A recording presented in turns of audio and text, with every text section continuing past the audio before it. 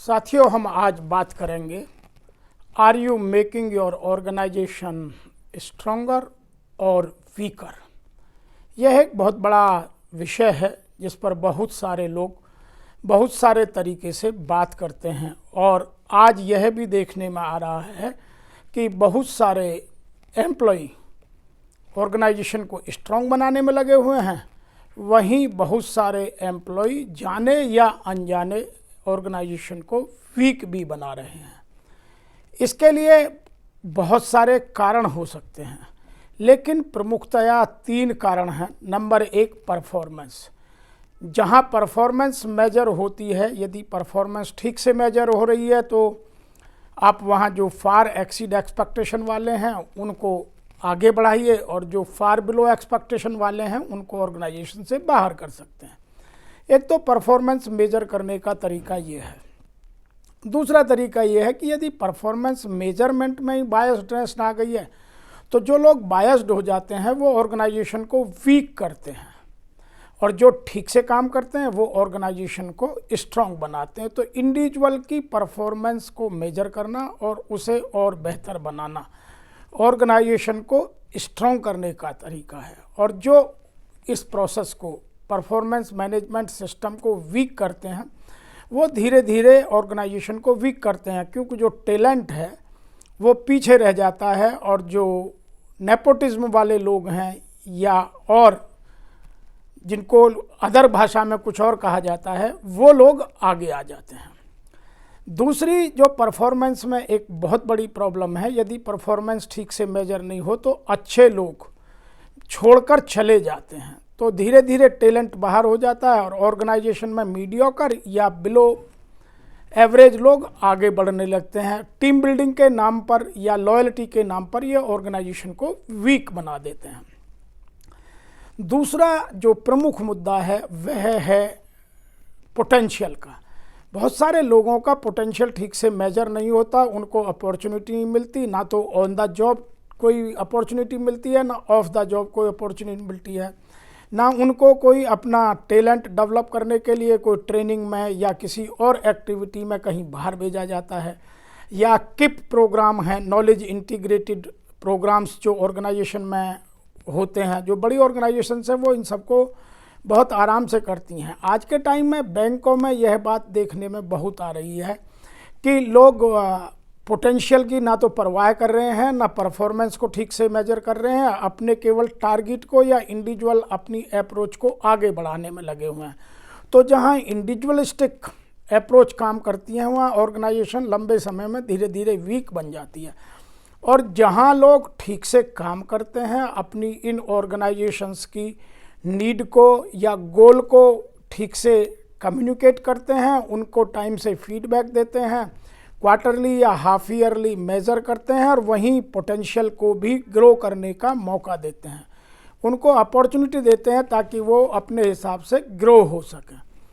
तो जहाँ पोटेंशियल और परफॉर्मेंस ठीक से मेजर होता है वहाँ इस तरह की कोई प्रॉब्लम नहीं आती है और ऑर्गेनाइजेशन लंबे समय में धीरे धीरे स्ट्रॉन्ग बन जाती है। लेकिन जो इसका उलट काम करते हैं, जो पोटेंशियल को देखते हुए भी उसको मौका नहीं देते हैं, पोटेंशियल को ग्रो नहीं करते हैं, परफॉर्मेंस को ठीक से मेजर नहीं करते हैं, वो ऑर्गेनाइजेशन को धीरे धीरे वीक बनाते हैं। आजकल बैंकों में एक चीज़ देखने को विशेषतः मिल रही है। बैंक में कुछ लोग नए ज्वाइनी को पहले दिन से ज्वाइन करते ही काम पर लगाने की बात करते हैं और उनसे एक्सपेक्ट करते हैं कि वे पहले दिन से आउटपुट देंगे। तो ना तो ऐसे बच्चों की परफॉर्मेंस ठीक से आ पाती है, ना उनका वो पोटेंशियल समझा जाता है। वो केवल टीम बिल्डिंग के नाम पर या रेस्पेक्ट के नाम पर या उन्हें परफॉर्मेंस अप्रेजल में मैं तुम्हारा नुकसान कर दूंगा उस नाम पर डरा करके उनको केवल काम लिया जाता है। उससे धीरे धीरे ऑर्गेनाइजेशंस बहुत वीक हो जाती हैं और लंबे समय में ऑर्गेनाइजेशंस एकदम से क्रैश कर जाती हैं। और जहां इन चीज़ों को समझा जाता है, एम्प्लॉय की वॉइस को समझा जाता है, एम्प्लॉय के पोटेंशियल को समझा जाता है, परफॉर्मेंस को ठीक से मेजर किया जाता है, वहाँ ये सब प्रॉब्लम्स नहीं आती हैं। ऐसे ही कुछ और प्रॉब्लम्स भी हमें देखने को मिलती हैं जिनकी हम यदि बात करें, जिनको और ठीक से समझा जाता है, वो है आदमी का बिहेवियर।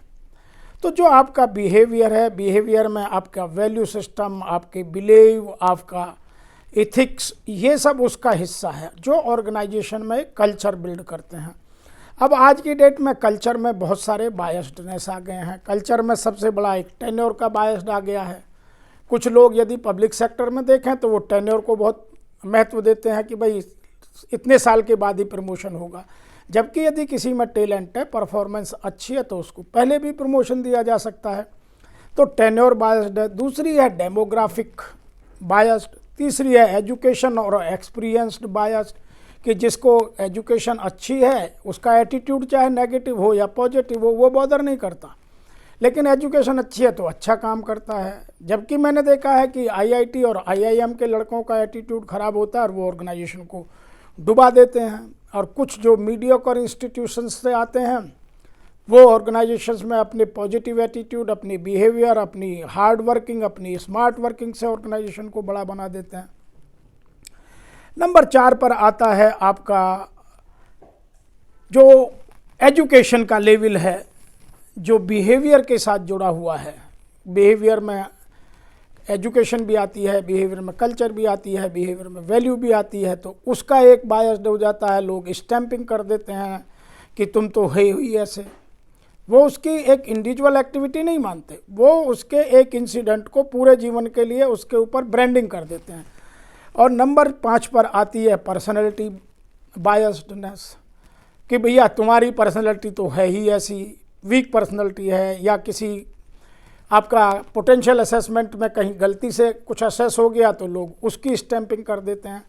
तो ये कुछ बायस्डनेस हैं जिनको हमें अवॉइड करना है और जिनसे अपने बिहेवियर को या अपनी परफॉर्मेंस को ठीक से मेजर करना है।